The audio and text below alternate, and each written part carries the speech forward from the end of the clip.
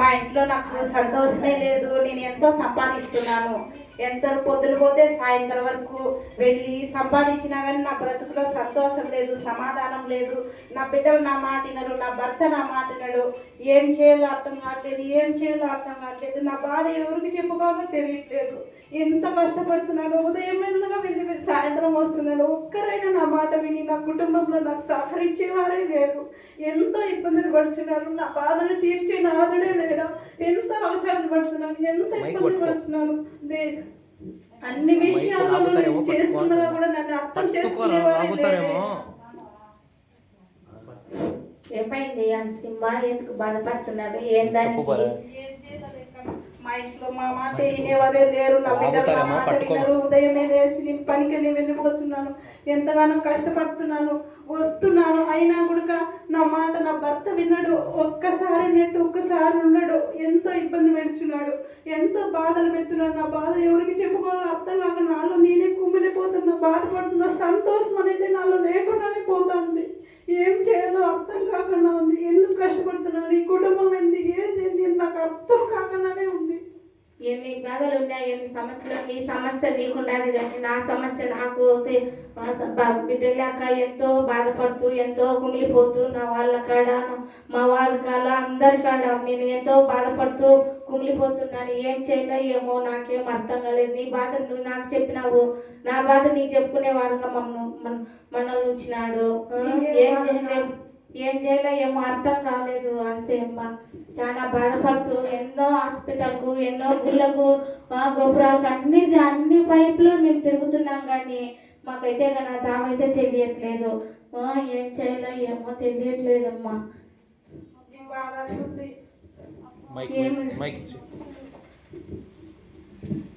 అబ్బా నొప్పులు నడచలేకుండా నేను ఎన్నో హాస్పిటల్ తిరిగినా నాకేం ఈ రోగం నయం కావట్లేదు. జ్వరం వల్ల నేను ఇలా అయిపోయాను, నడచలేకపోతున్నాను, తినలేకపోతున్నాను. ఈ నొప్పులతో నేను భరించలేకపోతున్నాను. నాకెవరు చూసుకుంటున్నా. నేను ఎన్ని హాస్పిటల్ తిరిగినా, లక్షలు పెట్టినా కూడా ఈ రోగం నాకు నయం అవ్వట్లేదు. నేను భరించలేని నొప్పులు వచ్చేస్తున్నాయి. ఏమో అనుకోకుండా హెల్త్ బాగాలేకుండా అయిపోయిందక్క, నడవలేకపోతున్నాను. అవునక్క, కనీసం కూర్చోలేని స్థితికి వచ్చేసానక్క. నొప్పులు భరించలేకపోతున్నానక్క. నేను ఈ మనకు ఈ సమస్య నుంచి ఇక తట్టుకుండే శక్తి నాకు లేదక్క.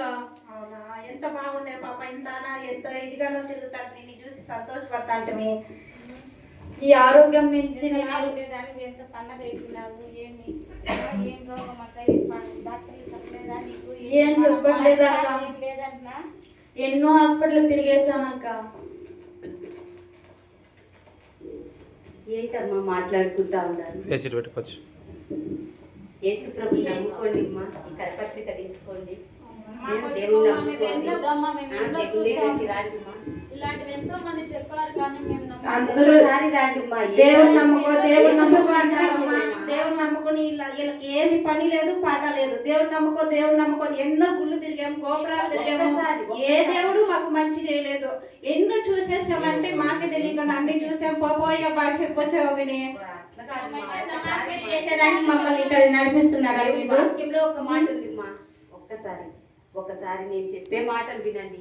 మీరు ఎన్నో చోటుకి వెళ్ళారు, ఎన్నో గుళ్ళు తిరిగారు, ఎన్నో వైద్యాలు నేర్చుకున్నారు.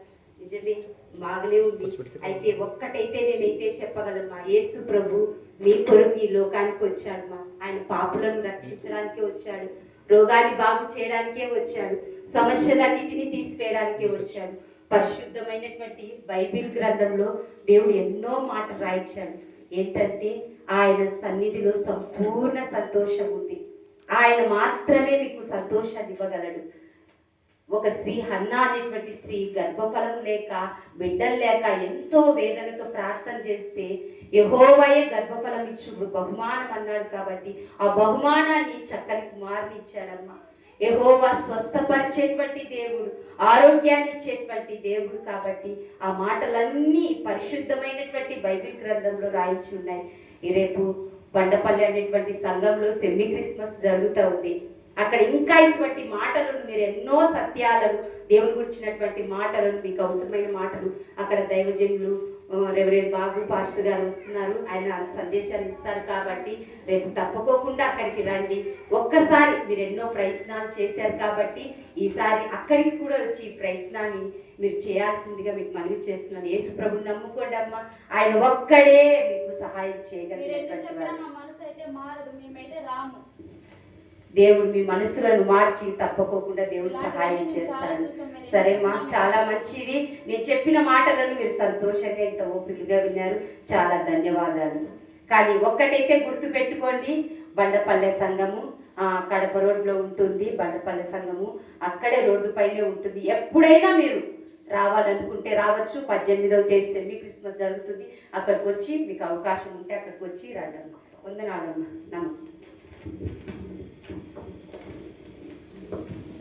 ఎన్నో చెప్తా అంటారు, మనం వినేదానికి మనం ఎన్నో ఎక్కడెక్కడో గోపురాలు వినాము, ఎక్కడెక్కడో చూపించుకుంటున్నాము. అక్కడే నమ్మకం లేనప్పుడు ఈ దేవుని కాడికి పోతే మనకేం నమ్మకం కుదురుతుంది?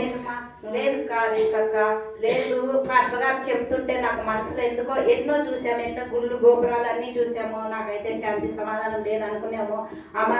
పాస్టర్ అయితే మన దగ్గరికి వచ్చి మనకి చెప్పి ఉన్నాడు కాబట్టి ఒక్కసారి ఇన్ని చూసినాం కాబట్టి ఒక్కసారి వెళ్ళదాము. వాళ్ళ మాటలు వింటున్నాము. మేమైతే రాము, నువ్వైతే వెళ్ళాలంటే వెళ్ళుమ్మా. ఒక్కసారి రండి, నా కోసం రాలేం కలిసియా. ఇంట్లో వాళ్ళు లేదు, మీరు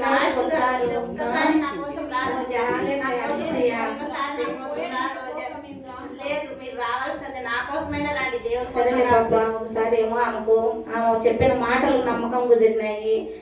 మనం ఆమె చెప్పిన మాటలు కంటే మనము ఈమె కోసమైనా మనం పోదాము. మన మనసు మార్చుకొని ఆమె వైపు పోదాము.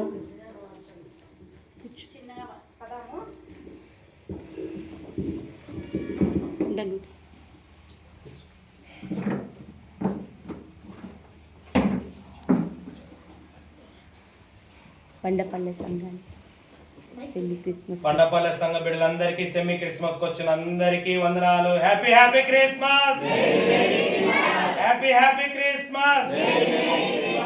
మంచిది. క్రిస్మస్ రోజున మీరందరూ వచ్చారు, కొత్తలు కూడా వచ్చినారు. కొత్తలు ఒకసారి చేతులు ఎత్తండి.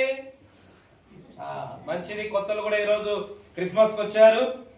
యేసు ప్రభు ఈ లోకానికి వచ్చిన ఉద్దేశాన్ని 2 మాటలు మీకు తెలియజేస్తాను. ప్రభు ఎందుకు ఈ లోకానికి వచ్చాడంటే వెలుగునివ్వడానికి వచ్చాడు. ఎందుకు వచ్చాడు ఆయన?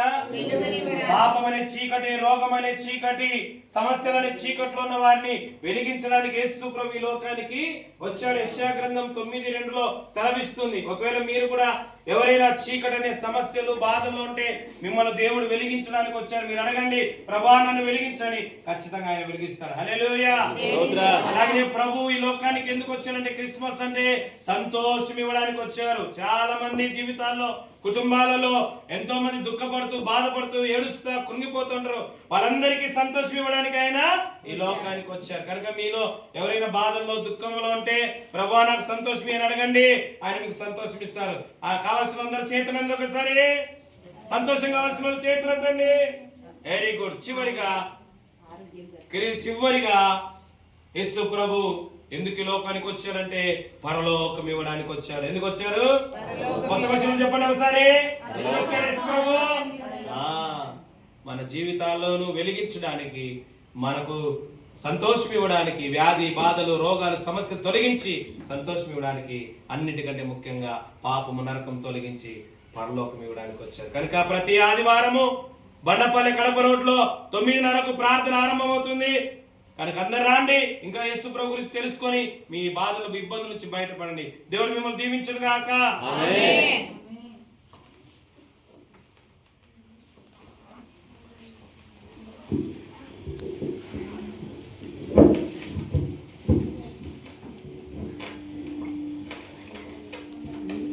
అక్క ఎంతో నాకు ప్రార్థనకి చెప్పింటే భాష పోకూడదు అనుకున్నాను. కానీ ఆయన మాటలు ఎట్లా ఒకటి వెళ్ళింటే నా మనసులో ఎంతో శాంతి, సమాధానము, ఆడ ఎంతో ఆయన మాటలు విందాం ఇంకా కొంచెం అనిపించేట్టుగా అనిపించింది. ఈయన గొప్ప దేవుడు అనిపించింది. అందరూ సువార్త చెప్తాంటే, ఆయన గురించి చెప్తాంటే ఏమో అనుకుంటారు, కానీ ఆయన చాలా గొప్ప దేవుడు అనిపిస్తాను. ఇంకా నాకు ఆ దేవుడిని నమ్ముకుని వారం పోదామని నేను అనుకుంటున్నా.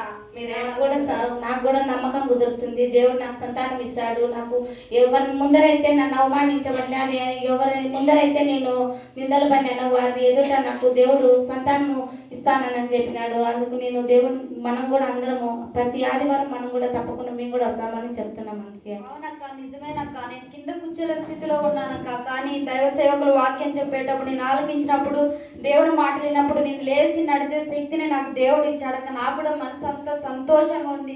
గుండెల్లో ఉన్న భారం అంతా తగ్గిపోయిందక్క. నేను వస్తే ఆరోగ్యం బాగా అవుతుందేమో అనిపిస్తుందక్క. నాకైతే చాలా సంతోషంగా ఉంది. నాలో ఎన్నో బాధలు ఉన్నాయి, సమస్యలు ఉన్నాయి, అన్ని తీరిపోయాయి వాక్యం ద్వారా. నాకైతే చీకటి నుంచి వెలిగించినట్టుగా దేవుడు ఆ రోజు పాస్టర్ గారు మాట్లాడితే మనం అవమానం పరిచామక్క. ఈ రోజు దేవుడు మనతోనే మాట్లాడాడక్క. నిజమే.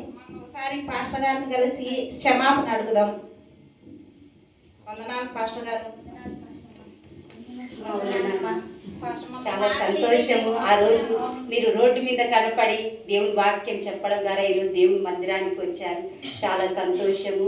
దేవుని నమ్ముకోండి, బాప్తిసం తీసుకోండి. ఆయన మీ సమస్యల నుంచి విడుదల చేస్తాను. బండపల్లి సంఘంలో బాబు పాస్టర్ గారు ఉన్నారు. నేను ఒక సువార్థికురాలుగానే ఉన్నాను, ఒక విశ్వాసిని, మీలాంటి వ్యక్తిని. అయితే మీరు తెలుసుకున్న దేవుణ్ణి, మీలాంటి వాళ్ళు సమస్యలతో ఎంతోమంది ఉన్నారు కాబట్టి మీతో పాటు పనిచేసే వాళ్ళు, మీ ఇంటి చుట్టుపక్కల ఉన్న వాళ్ళకు కూడా ఈ విషయాన్ని తెలియచేయండి. యేసు ప్రభు నిజమైన దేవుడు, స్వస్థపరుస్తాడు, ఆరోగ్యం ఇస్తాడు, సంతానం ఇస్తాడు, సమస్యలు తీరుస్తారనే మాట నేను ఈరోజు మీకు ఎట్లా చెప్పాను అలా మీరు కూడా చెప్పండి. చాలా సంతోషం. నేను పాస్టర్ గారికి పరిచయం చేయించి మీ ముగ్గురు కొరకు నేను ప్రార్థన చేపిస్తాను. పాస్టర్ గారు కొత్తగా రక్షణలోకి వచ్చారు, కొత్తగా ఈరోజు వచ్చారు. పాస్టర్ గారు దేవుని నమ్ముకున్నారు, బాప్తిసం తీసుకోవాలనేసి దేవుని కొరకు బ్రతకాలనుకొని వారు ఒక తీర్మానంలోకి వచ్చారు. వారి ముగ్గురు కొరకు ప్రార్థన చేయండి. తప్పకుండా ఆదివారం రాండి.